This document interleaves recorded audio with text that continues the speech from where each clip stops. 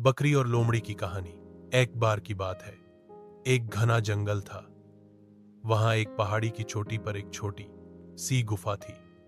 उसी गुफा में एक समझदार बकरी रहा करती थी। उसका नाम था मीठी। मीठी बहुत दयालु, ईमानदार और मेहनती थी। वह हर दिन पहाड़ियों पर चढ़ती, हरी हरी घास खाती और शाम होते ही वापस गुफा में लौट आती। उसी जंगल में एक चालाक लोमड़ी भी रहती थी। उसका नाम था चंचल। चंचल हमेशा दूसरों को बेवकूफ बनाकर अपना काम निकालने की फिराक में रहती थी। एक दिन उसे बहुत भूख लगी थी, लेकिन शिकार नहीं मिला। भटकते भटकते वो बकरी की गुफा तक पहुंच गई। वाह, चंचल बोली, यह तो एक आरामदायक घर है, और अगर बकरी मिल जाए खाने को तो मजा ही आ जाए। वो बकरी की गुफा के बाहर खड़ी हो गई और मीठी की आवाज में बोलने की कोशिश की।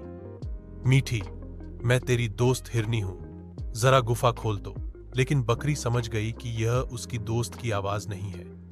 उसने दरवाजा नहीं खोला और धीरे से खिड़की से झांका। जैसे ही उसने देखा कि बाहर लोमड़ी खड़ी है, वह जोर से बोली, अरे चंचल लोमड़ी, मैं तुम्हारी चाल समझ गई हूं। मैं कोई मूर्ख नहीं हूं। चलती बनो यहां से, वरना मैं अपने सींगों से तुम्हें सीधा पहाड़ी से नीचे गिरा दूंगी। चंचल थोड़ी डर गई, लेकिन फिर भी उसकी चालाकी नहीं गई। उसने धीरे से कहा, अरे बकरी बहन, तुम मुझे गलत समझ रही हो। मैं तो बस दोस्ती करने आई थी। मीठी मुस्कुराई और बोली, सच्चा दोस्त दरवाजा तोड़कर नहीं आता, और झूठ बोलने वाला कभी दोस्त नहीं हो सकता। लोमड़ी की साजिश नाकाम रही और उसे भूखा ही वहां से लौटना पड़ा। कहानी की सीख, बुद्धिमान बनो, पर किसी की मीठी बातों में मत फांसो। हर चमकती चीज सोना नहीं होती।